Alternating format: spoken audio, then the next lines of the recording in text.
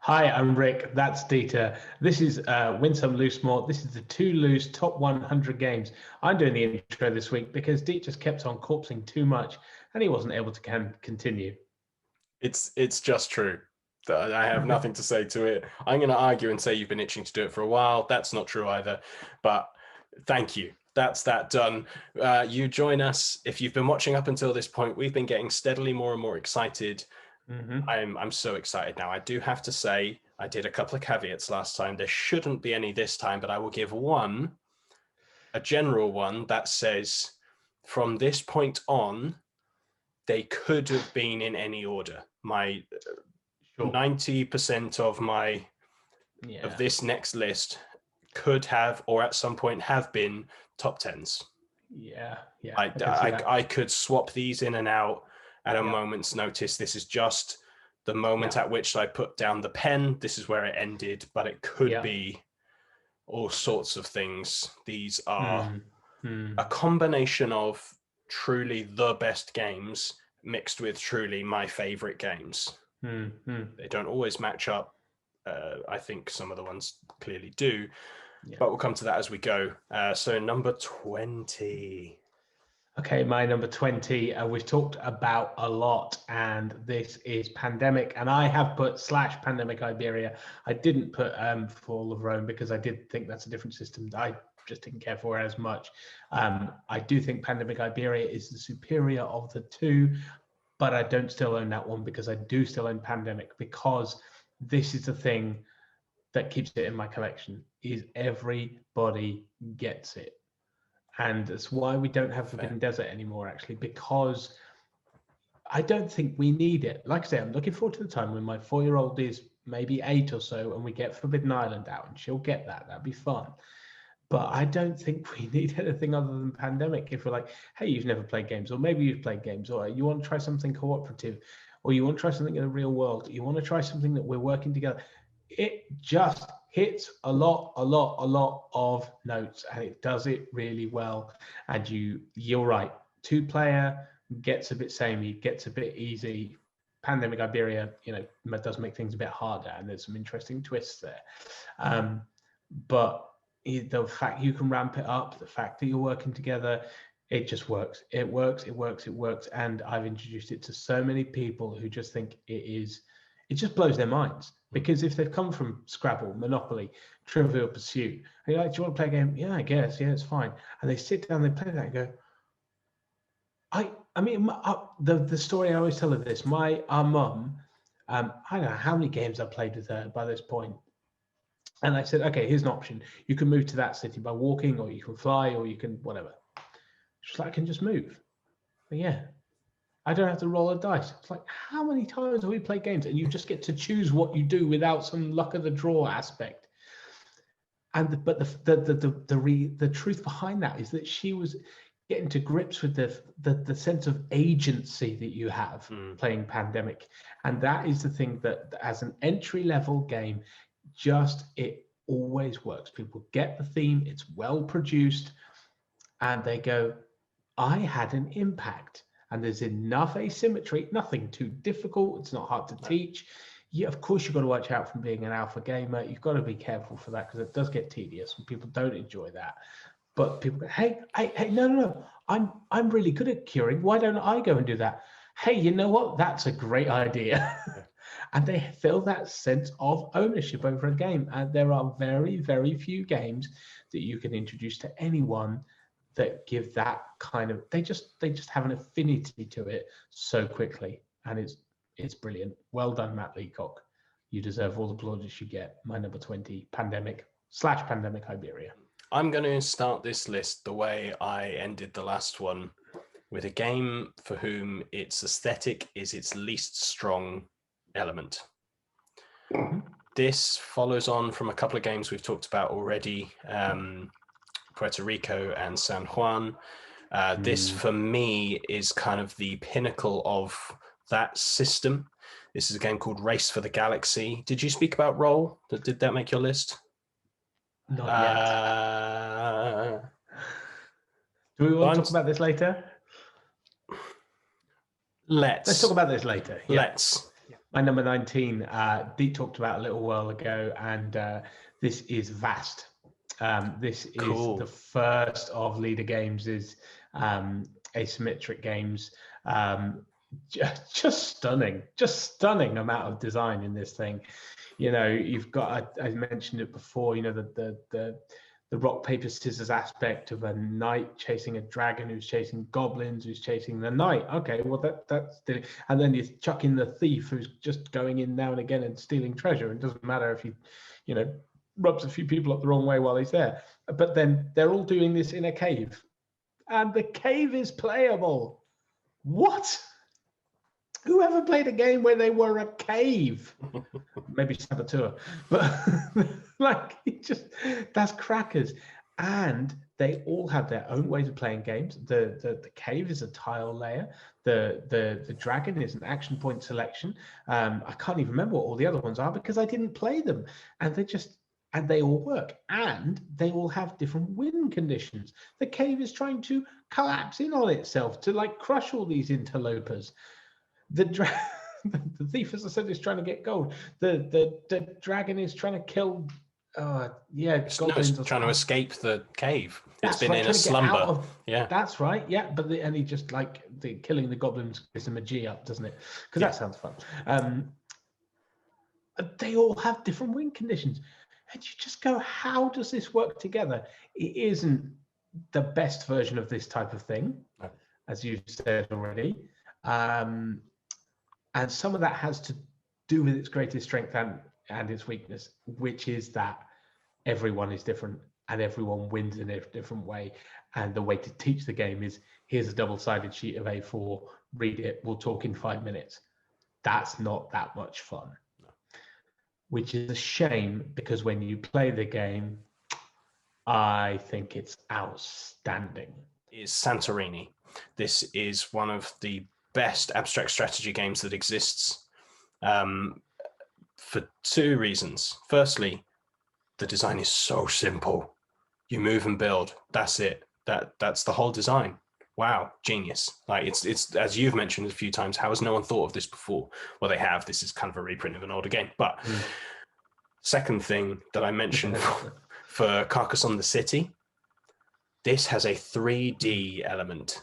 I say it has a 3D element. The whole thing is 3D. It is. The board is not a flat board. It's a board on a sculpted plinth, because, and then each piece that you build is a section of a building. And these white buildings that are from this place, Santorini. Go look up pictures on Google or somewhere. It looks exactly like those.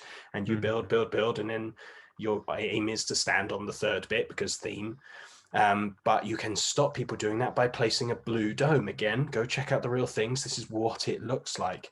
And so you sit back at the end of the game, win or lose, and go, look at what we've created. Look at what we've built. There's such a sheer pleasure to come out of that. And that's just the base game. But then it also comes with a giant deck of cards of asymmetric powers that you can just deal out at the beginning. And I can do this crazy thing. When I move, I get to build 2 levels and set myself up a different way. Whereas you can win by jumping off the 2nd floor of something. And it's like, oh, every power is, oh man, they've got that. Oh no, how am I going to do this? Whilst they're looking at yours going, no way, they can do that thing? That's crazy. It's just an exceptional design, and then just an unnecessarily beautiful production. So it's so good. Santorini, and cheap. Usually around £20, sometimes as low as 12. Get it.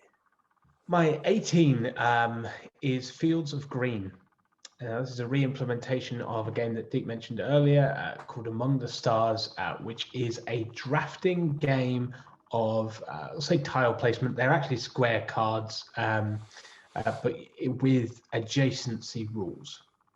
And in this, the fields of green are the rolling fields of a farm where you are growing wheat and apples and potatoes and pumpkins.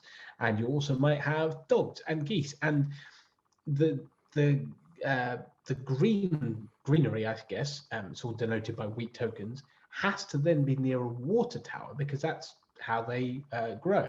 And so you're always trying to, oh, if I get that, where am I going to put this? And it has to be, okay, I haven't got enough of that. So instead of that, I'm going to miss a turn and I'm going to build a water tower. Okay, because then I'll have water. The wheat can go anywhere because you just stick it in the back of a van and go and feed your animals with it. It's fairly rudimentary Euro fare, I'd say. You're just getting some stuff, building some stuff, making sure you've got the resources to pay that stuff. We mentioned before, I think it's the rarest of things where it's a drafting game that is best at 2-player, because they do that thing where they just put 6 cards on the table and each player in turn order gets to pick one before you refill. And so everyone feels like they're getting a fair crack at the thing, and turn order alternates.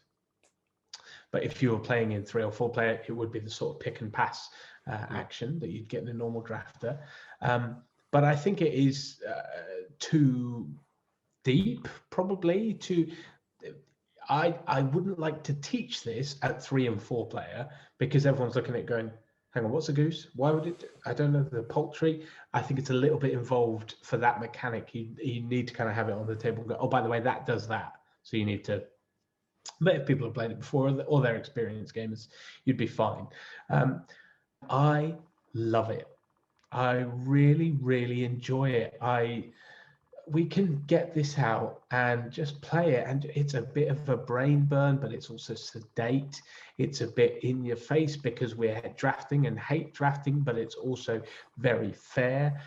It's kind of charming because it's arboreal, it's pastoral. You've got watchdogs, you've got oxen, you've got. I would play this right now. And it's one of those where I go, yeah, I look at other games and I look at, I don't know, I could just look down my list and say, oh yeah, Puerto Rico, it's a better design. Pandemic Legacy, wow, that's got that whole thing going on. Small World, wow, look at all that fun. And yeah, some games just do it for you, don't they? And this is one of those. I really, really enjoy it. Fields of Green, my 18. Okay, my number 18, I had to get over myself and put it this high. It had been sat down in my 50s, I think, for most of the last year until about 2 days before we started filming the first section. Not 2 days ago, 2 days before we started filming the first section. And I was reevaluating all my list and suddenly went, the way I think about this game, the way I talk about this game, it's higher than that. This, you mentioned it a couple of lists ago, this is Fuse. This is the game that I will always have in my backpack. This is the game that if people have never played games before, kind of your Pandemic, but for the lighthearted fun side of it, not the let me teach you how we think about games, which Pandemic does. This is, oh, you've never played before, or you love Ticket to Ride and that's where you're happy staying. Let me give you a heart attack. And it's so good. It's so good, and it's only 10 minutes. The fact that it is only 10 minutes and will only ever be 10 minutes is the best thing about it. Yes, the cards are a little bit more complex than they might first appear. You actually do have to do a little bit of thinking. And the first time you play it, the temptation, as Rick mentioned when he was talking about it, is to try and reason out who should get which die to make it the optimal choice. And after about 3 or 4 plays of absolutely losing, you go, nah, screw that. I'm just going to grab the one I need. And it suddenly becomes this different thing. And then you play a few more times and then go, oh, it's somewhere in between. What do we do? How do we do this? All right, you just snatch and we'll figure it out because we don't have time. This is my most played small game. My 17, I think, is higher on your list, because I'd be surprised if it's in your top 10, but I think you will think highly of it. So I'll hold on to that, and we'll see if I'm right. Okay, gamble. Okay, my number 17, you mentioned last time, but weren't strictly talking about it. You spoke about Imperial Settlers and then referenced Empires of the North. It's kind of sequel, kind of set in the same world, kind of is very different and has nothing to do with it, but is definitely within the same world, has very similar cartoony art, and again is kind of semi-deceptive in that sense that it's a deeper game. Yeah, I don't think as much. Sure, yeah, the art style has developed a bit more since then, Yeah. but it's still cartoony and still looks like a kid's game, to be honest, and it's not. Whereas you were talking about having a central a central deck and then your own one. The entirety of this is asymmetric. My deck, your deck, they never interact. And instead of it being kind of something that you construct and then that's what it is, this is more of a tableau builder, where you then trigger the cards once they're down, and you have to work out how many workers you want to use, because for every card you keep in your hand at the beginning of the round, you have to have spent workers from a finite number, and so that's how many actions you have left. So you have to, yes, all these cards are great, but I actually really only want to build these 2, so then it leaves me the workers to be able to do this other stuff. Whilst on top of that, there's another little action selection wheel to do, and you can pay resources to use it more than once and whatnot. And then another side of it, you're off sailing the seas to discover new islands and plunder their resources and whatnot.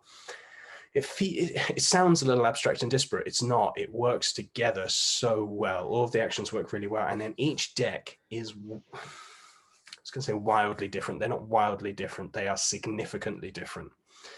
One is really lent towards going out and conquering islands, specifically conquering. One of them is very much about resource production and gaining points from generating just stuff on your own cards. One of them is a banking clan, and you have to put money and resources Bank of Scotland.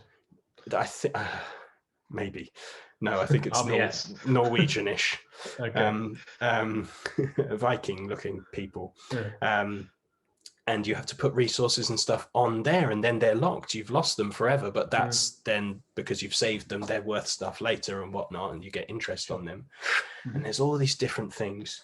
This is one of 2 games on this list where I broke one of my personal buying rules, which after 2 plays of this game and 1 play of the other game that we'll come to, I immediately ordered an expansion. Ooh. Because this has the collectible card game compulsion of trying different decks, but is a finite, locked in, you're not building decks. I just wanted to see more of the game. I played through it. I knew there's 6 that comes in the base box, not the 4 of Imperial Settlers, not that cheap rubbish. This comes with 6 in the base box, and then there are already 3 other expansions to get another 2 per expansion. So I immediately went out and bought the Japanese islands because they're much more complex decks to use. And then in the last couple of months, I've recently discovered all of the solo stuff that comes with it, all the different scenarios, and trying that with the different decks. So it's got what satisfies me, kind of the meta game, and thinking about how do I use these decks to do this thing. But then when playing the game, these decks are all balanced. So it is a competitive, how do I leverage my thing to do the stuff I want to do better or quicker than you. It's an exemplary design. I just want to play more of it. Okay, my 16, I'm not going to gamble on whether there's a crossover because you've already said it. And that's Architects of the West Kingdom. This is, we've talked about it. Shem Phillips has just taken the worker placement mechanic and just twisted it and tried something new with a number of different games, other ones we haven't even talked about yet. And this one, the cumulative worker placement, is just, it almost makes you go back to other worker placement games and go, why can't I do that? Isn't that just how the mechanic works? Yeah. You just keep sending people there and you keep adding to it. Oh, I'm just stuck with one worker. This is rubbish. There are other worker placements coming up.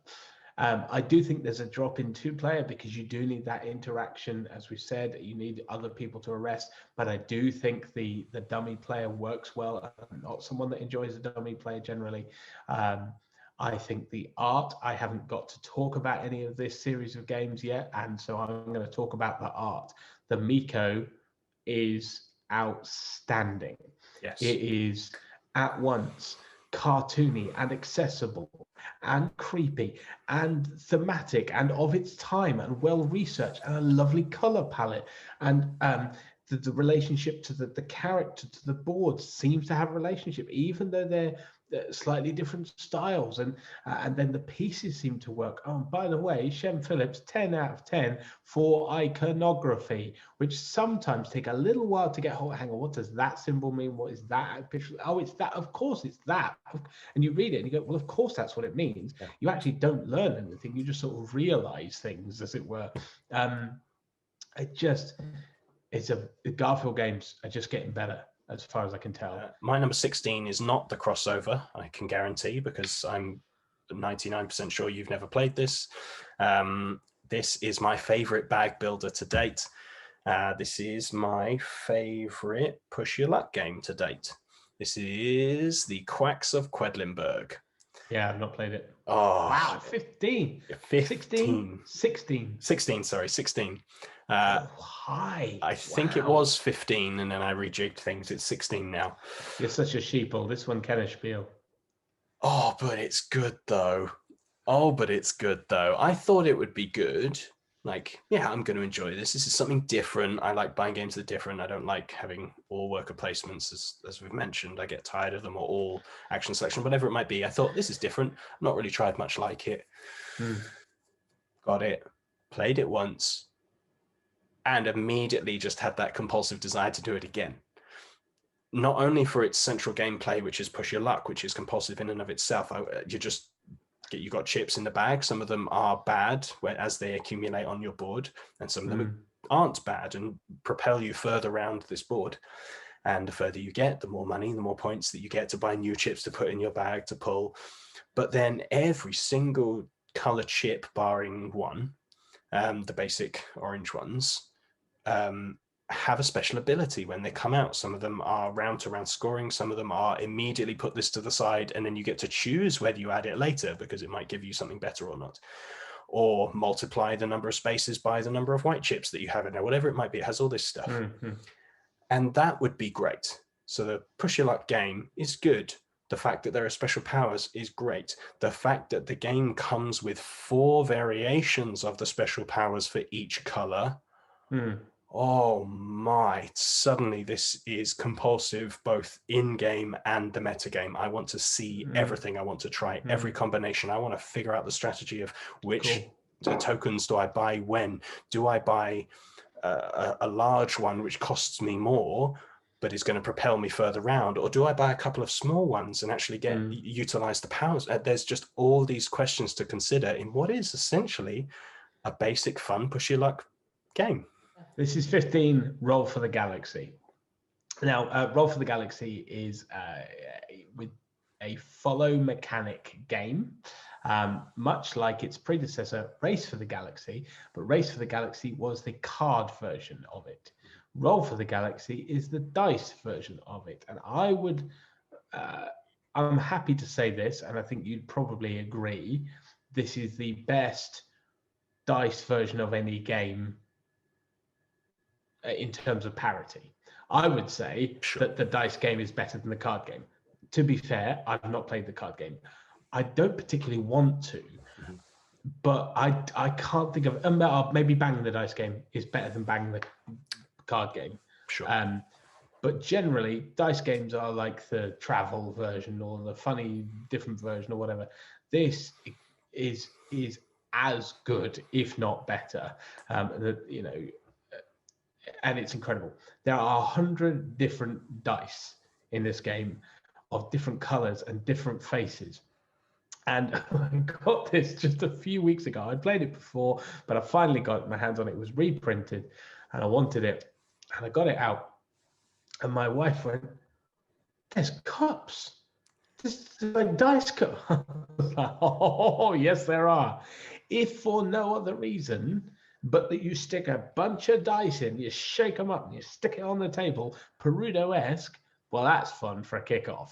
I don't care what you say." Then the fact that there is a meaty, choicey, but fast and compulsive engine builder in there. Wow. I hate the theme, I have to say. I'm not a space guy. I like Star Wars, so I don't mind IP space stuff, but generic, who cares? Race for the Galaxy stuff, don't give a monkeys. But I don't even see it. I just see the numbers and the shaking and the theme. I don't really care. It's just, it's very, very playable. It's very, very fun. And yes, you have that follow mechanic, which is really interesting. And you know what? The 2-player variant for this is a dummy player. I know I said I don't really like those. This is the easiest dummy player in the world, because a follow mechanic just needs someone else to pick another action. And then you go, oh, I've got that as well. I'll do that action. How do you do that? You roll a dice. You don't have to draw cards. You don't have to resolve anything. You literally roll the dice. Oh, we're doing that action as well as the 2 actions we've chosen. Now, it might overlap. That is the, hands down, the best dummy player I've ever seen in any game ever. So works at 2-player, works at 3-player. It's fab. It's brilliant. Why do you like Race better? So the biggest complaint that people have about the Race Roll New Frontiers world is the iconography. And Yes. my position is that I can teach you the iconography easier, so much easier with Race than Roll. I can, because it's a simultaneous action selection where it's names and numbers.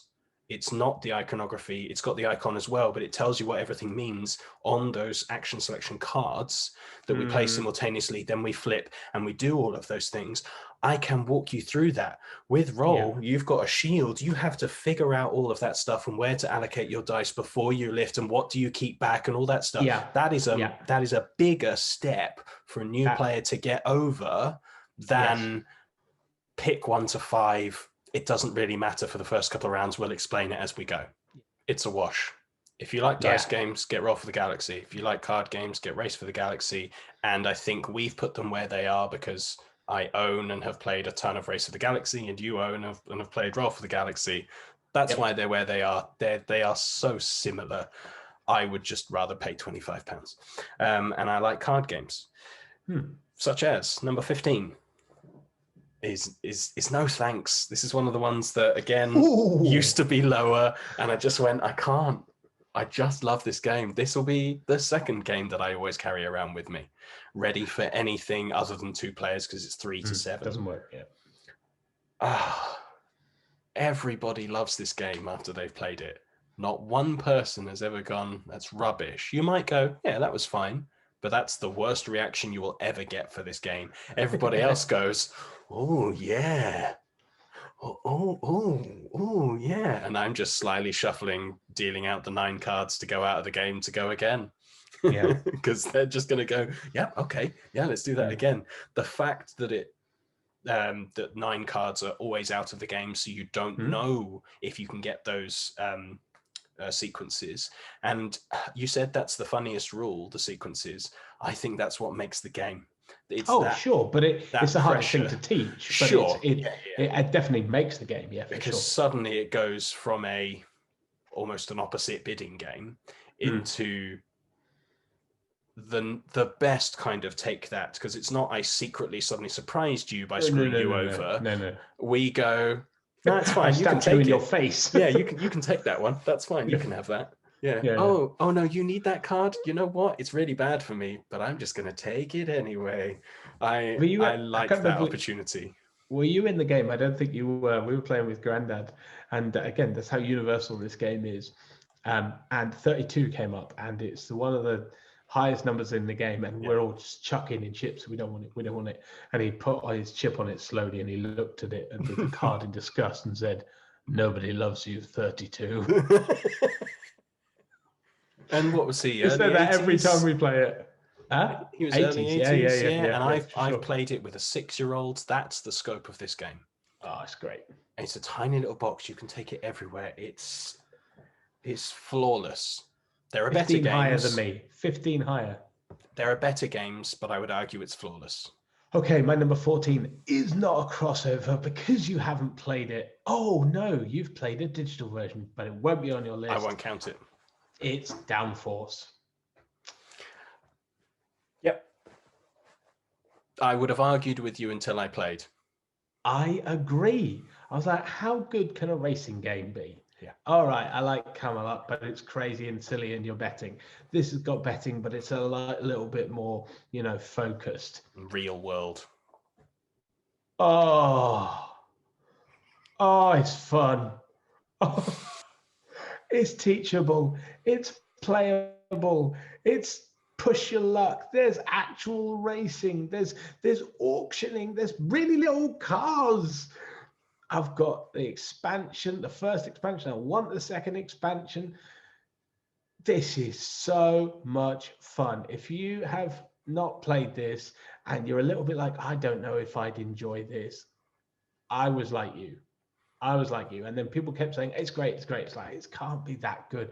It is that good. It is that And good. it's shot right up my list. Yeah. And I've only had it for a few months. And I've only really played it in lockdown. I've not played this at 6, and I cannot wait to, because I think it's just going to be so much fun.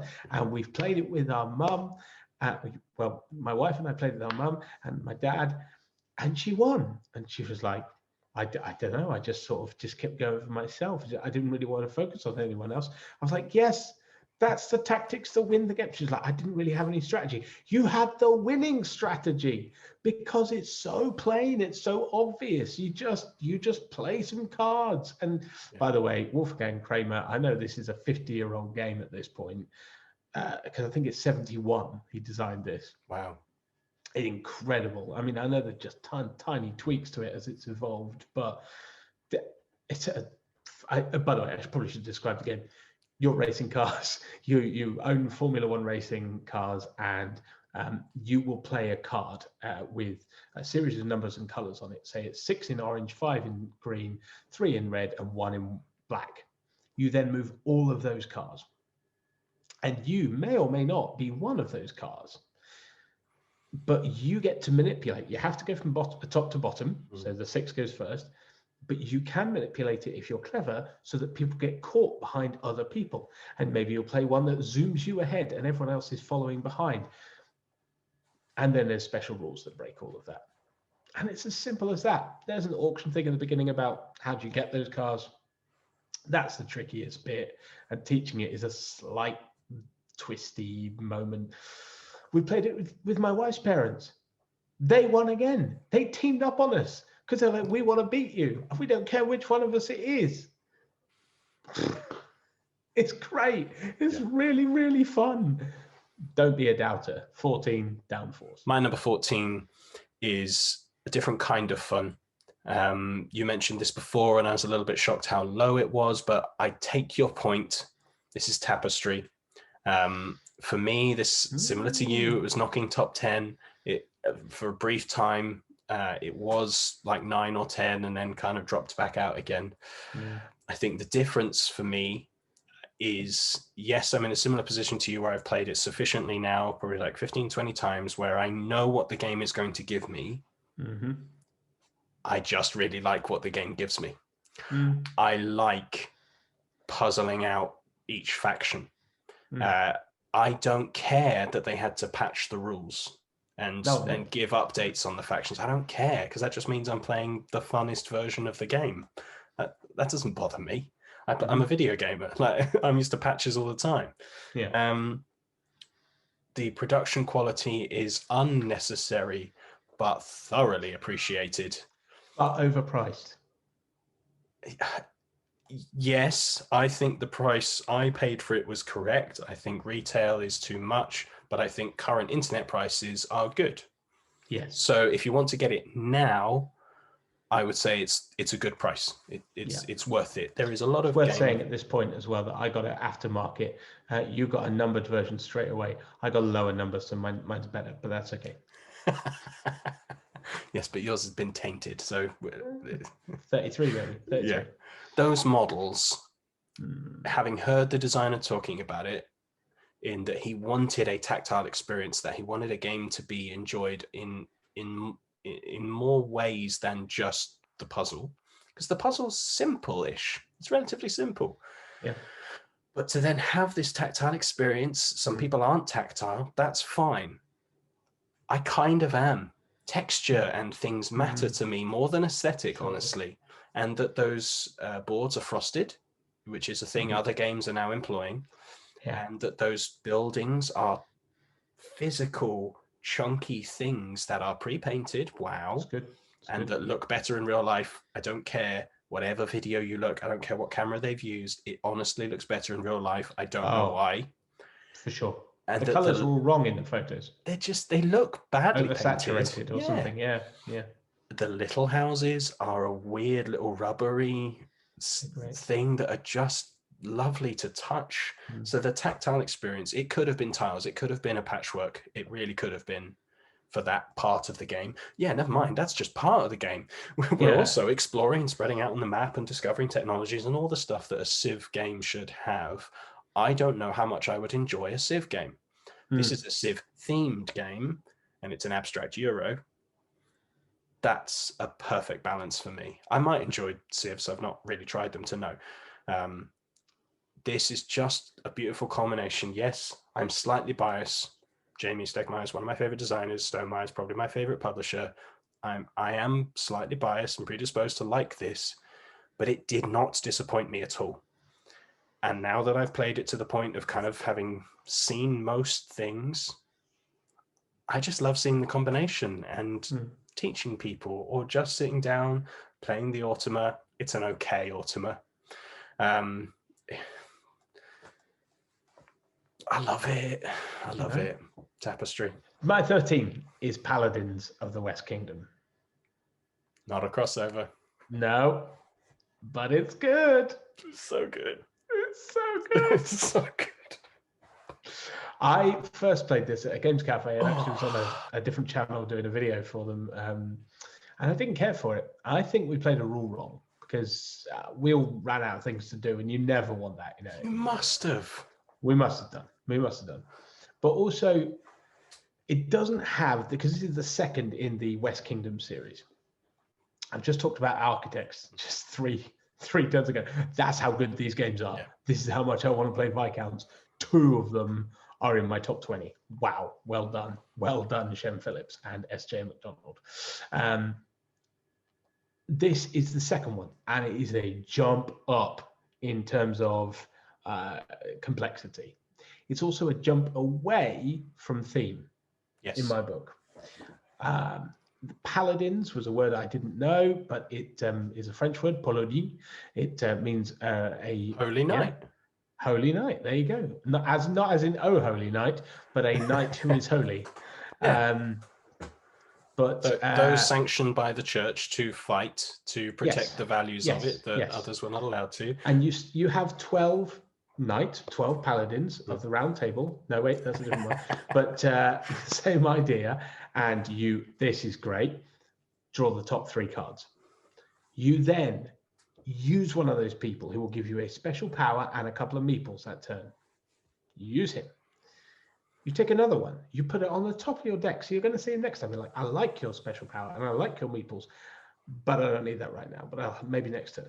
And then the other one you put on the bottom of your deck. Choices. We haven't even played a turn. Yes. Okay. And then you've got to get the rest of your workers. And you've seen what potential workers are out because you draft in turn order. If I could take him, then I need that one. And okay, you still haven't played a turn. And there's so many choices. It is a jump up in complexity. It's a jump away in theme because you don't have that sort of morality tale that you have in Architects. And again, I didn't quite care for it when I first played it. And then I was away from it. And it just started to percolate. And I went, oh, that's interesting. Oh, that could be really fun. Oh, I really want to play that. I've bought that now. Let's play. Oh, we've played that game. We're playing it immediately again. That's right, because it's brilliant. It's brilliant. You've missed a bit.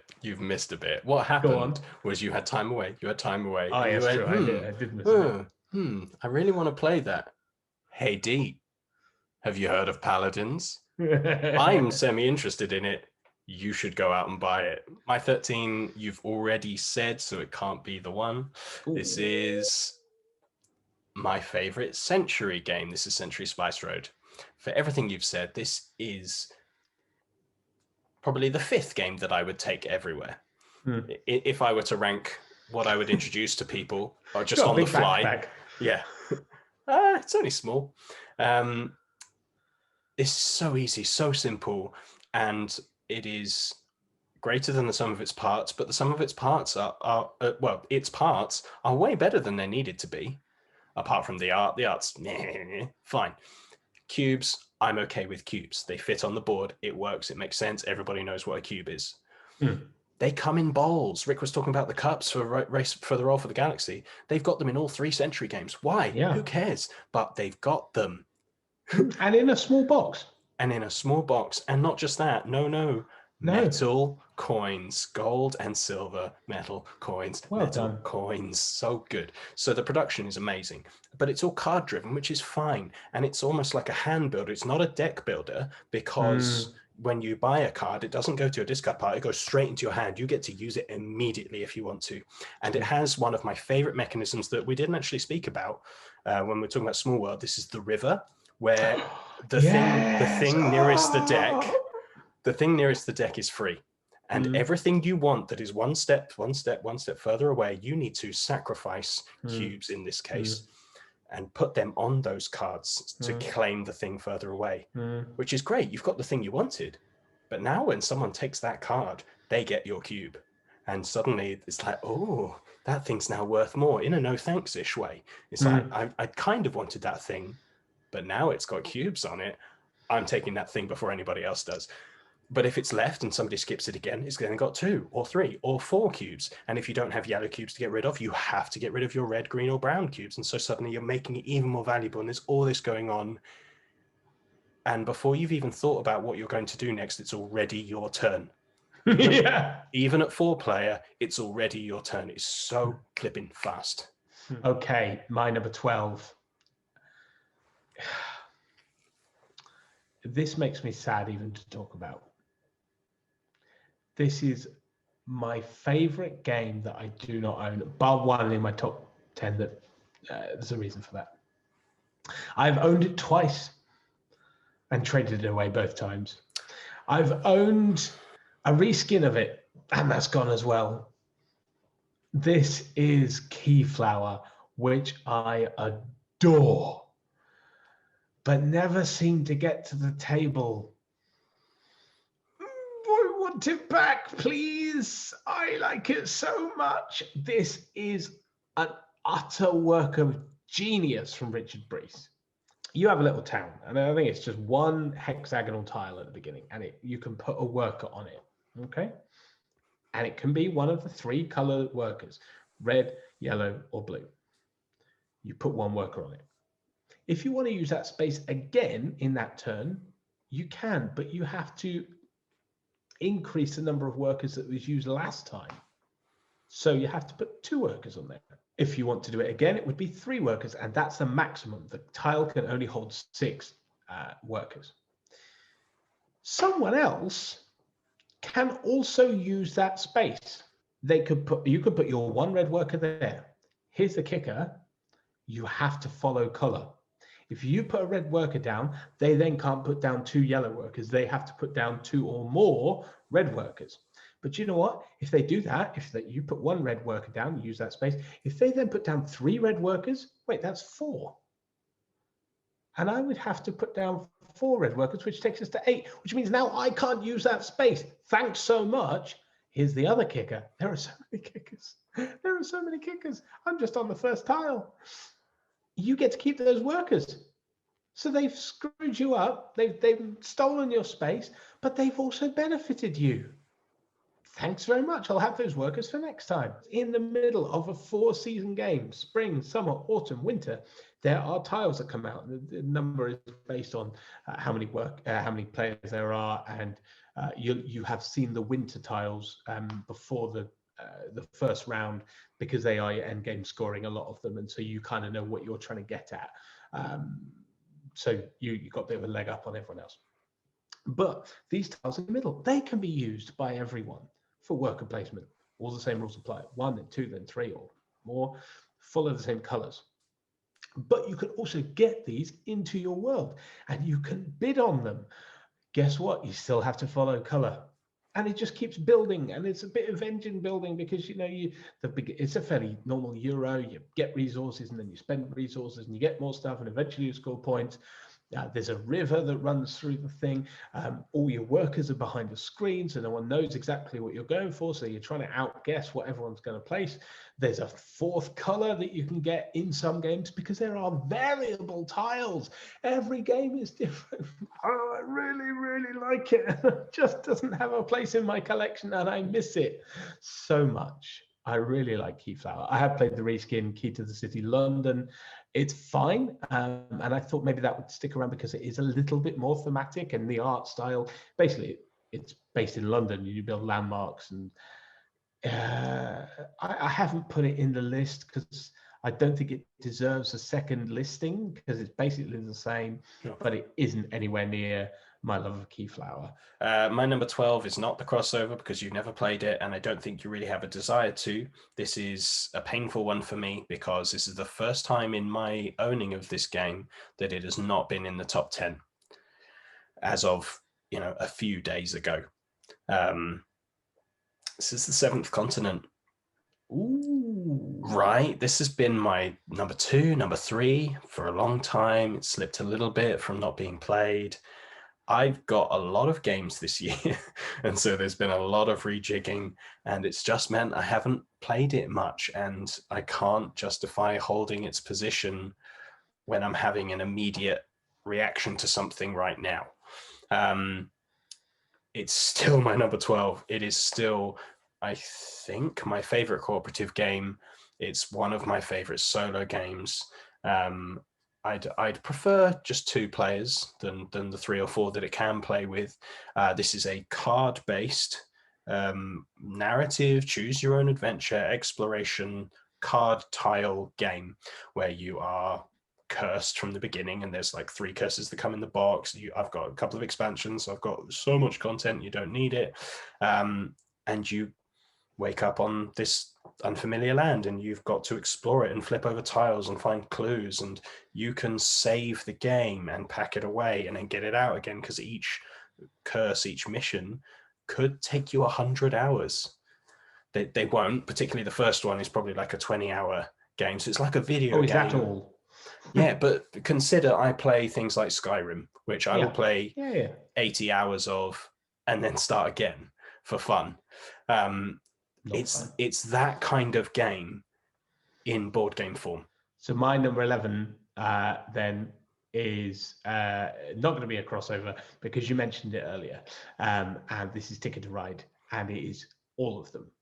I mentioned before when you talked about London and New York, they're actually my least favorite because I do prefer it to be bigger because it's just a bit more balanced, but that's okay. Because the small ones are good because you can play them again and play them quickly. Just they're, swings and roundabouts. For a long time, this sat, I don't know, my 20s, 30s, because I'm like, it was one of the first games I played, and then you graduate out of Ticket to Ride. That is nonsense. This game always works, and you can introduce it to all sorts of different people, and they get it, and it's fun. And they go, look at these fun train pieces. Oh, well, they're quite pretty cards. And, okay, it's 3 actions. 3 actions. Pick up trains, lay down trains, or pick up more route cards. Don't worry about that one. You don't need that just now. Maybe later I'll remind you about it. Pick up trains, lay down trains. Everyone can play that game. Everyone can play that game. And yet, there are lots of really tight moments in it where you're like, oh, I want that piece of road, but then I'm going to have to take a longer route. And do I go now? Do I spend my locomotive card? I'm not going to tell you how to play that game. If you haven't played Ticket to Ride, get out there and play it. Play it on Steam or on your phone, on Android or whatever. Yeah. You can get it everywhere. What have I played? USA, Europe, UK, Pennsylvania, Africa, London, New York, Nordic countries. Oh my goodness. I ever tell you about when I scored -8 in the Nordic countries? Whoever scored minus anything on Ticket to Ride? And the genius of the thing is it's so simple, and each game they tweak a rule. Europe, get the longest route. Africa, get multiple routes. In UK, you can only build 1 and 2 length tracks because it's about the beginning of the rail system when it was just in England. Then suddenly you've got to get technologies to go to Scotland, whatever. Oh, so achingly simple and beautiful and brilliant, and I love it. And it is my number 11 Ticket to Ride. You will never graduate out of it. Just play it. It's fun. My number 11 is the game like Empires of the North, where I broke my rule. I believe crossover. I will find out. I believe I literally played this once and ordered the expansion. Yes, so I know. I will let you talk about the base game, and then I will talk about the expansion for Alexander Pfister's masterpiece of Great Western Trail. Okay, so this is a deck builder, but a slow deck builder. It's a slow West, if you like, where you have cows in your hand, and you want to take cows to market in Kansas City. And you do that by going along a trail. And in that, you have opportunity to manipulate your deck, get rid of one of these cows, but get another one. And how the hand lays out impacts how many points, how much you sell it for it in the end. And then you go back to the route again. But you get to lay different stop-off points as you go through. And so you can change the route as it goes and it gets bigger. You can impact how far you sell the cows to how far it is, and that impacts how much money it is. This all sounds really dull, really bland, and the board doesn't do anything to take away from that because it's dusty Midwest sort of, middle America. Sure, that makes sense, but it doesn't really win you to it. And a friend of mine sat me down and he said, I think you'll enjoy this. And I was like, I know it's highly rated, but it just feels very dry in every sense of the word. But it is utterly compelling, utterly compelling. And it has that progression that is so desirable in a board game to just go, let me go back to the beginning and do that again. And let me do it again slightly better, but only slightly better, because next time I'm going to do it slightly better again. And every time you get to the end of the game and you're like, oh, if I'd had one more turn, oh, if I'd just got that level 5 Highland cow, who cared about that cow before? I care about it now. Yeah, and there's also, you recruit people, there's an engine builder on your player board and all that stuff going on, but it just, it's that magic thing of just always being just out of reach. The perfect round is never quite there, but you feel like it could be. Very good. So this, I didn't mention it with Tapestry, but this also has that. Yes. As you complete stuff, you take stuff off your board to place to do stuff, but then therefore have revealed stuff on your board, and it works so well.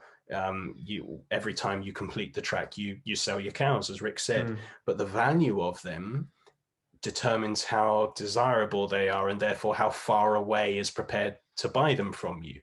So they need to be of a certain value to get it further and further and further along the track. And San Francisco at the far end? I think so. Is like really difficult to get to, and then those are the discs you take from your board and place on there. And every time you have placed into adjacent cities, there's something else that unlocks. So there's just so much going on to the game. Some of it's bad. You don't want some of the early ones together. You want to kind of leapfrog them so that you don't lose stuff at the end. The one complaint you might have about the game, you probably won't, but you might, is that you can, because it's deck builder, because there's luck of the draw. Yes, there's so many ways to mitigate it, and it's probably your fault. You can let's be honest, it's a Pfister game. There's strategy here. You can get stuck never being able to reach the further cities. Yeah. And so you're just kind of losing points through there is stuff you could have done, but you couldn't have foreseen that you needed to have done. Yeah. And so they made an expansion. Rails to the North, whatever it is, which firstly is the way to do a board change. the board is a normal sized board, but half of it tucks under so that some of it lays over the top of the existing board. So it's not, they're not butting against and they'll slip and they'll fall.